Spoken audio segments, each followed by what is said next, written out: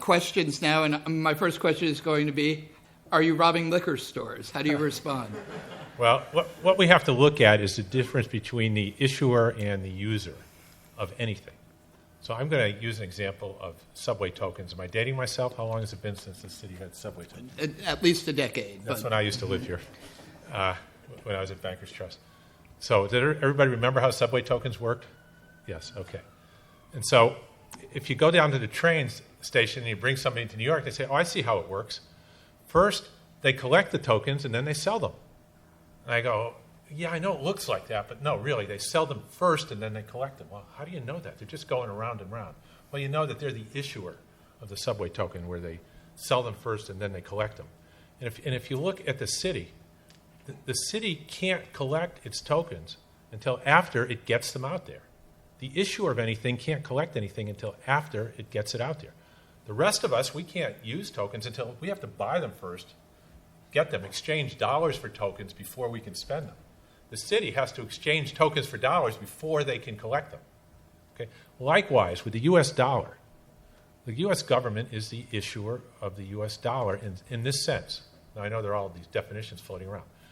The dollars that can be used to pay taxes come only from the U.S. government, or they're counterfeit. And technically speaking, a tax payment is a reserve drain on the bank. It's inside money. It's a debit to their reserve account. Only the Fed can add reserves that can then get debited, either directly or through an overdraft or through some other way. But because you're the issuer of the dollar, think of it, if you've got $1 in your pocket, how did it get there if it's not counterfeit? The government spent it. It came from the government. It can't come from anywhere else. And the government hasn't taxed it yet, or you wouldn't have it. Now, I know it's a little bit simplistic because there's government lending, but we're just trying to focus on this one point. All right, and so the point here is there's a dramatic difference between the issuer and the user. So if New York City owed me $5 million, I'd be a lot more worried about their ability to pay me than if they owed me 5 million subway tokens. All right, I'm pretty sure they'd be able to get me the tokens. Warren, you should check out Metro cards because they, in some ways, make your point even better. You could ask, where does the city get the credits that it puts on your Metro cards for rides? Right. And the answer is it doesn't get them from anywhere.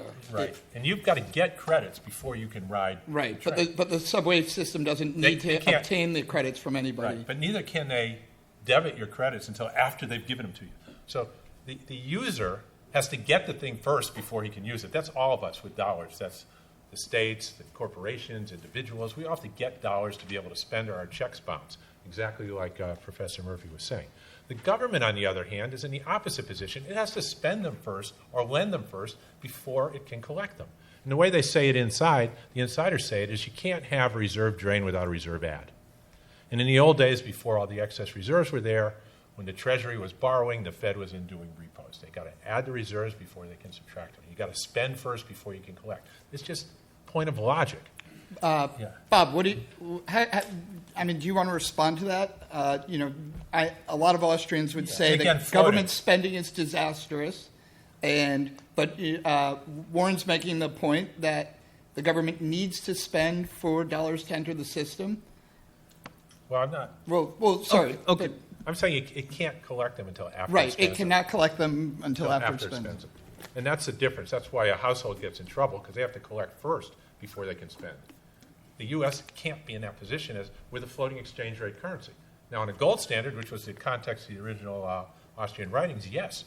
If the government spends and doesn't tax, it runs out of gold with defaults, and the system's is in default. Okay, and you wind up devaluing, and it's a disaster. Which is what happened in Argentina, which happens in all of Russia in '98, all the fixed exchange rate blow-ups where the money was backed by reserves, and the government put themselves in a similar position where they have to collect first before they can spend. The European governments used to be in a position where Greece would spend drachma first and then collect it. They never had a solvency problem. They turned themselves into what are like U.S. states, where now they have to get euro before they can spend them. They got a major solvency problem. The European Central Bank spent €1 trillion last month or whenever it was. Nobody asked, where did you get it? Did you borrow it from China or did you tax it? All they did was credit their accounts and their books. Now, can excess spending excess demand, drive Wait, prices. let's Okay, sorry. before you anticipate all his answers, let's try to. Okay. Okay, yeah, I'll make a few points just on this one little issue. So first of all, John said to Warren, "Are you in favor of robbing liquor stores?" And he didn't deny it. I just want to, and it could have been an oversight, but just wanted as a point of order in the debate. We have a Fifth Amendment. Yeah.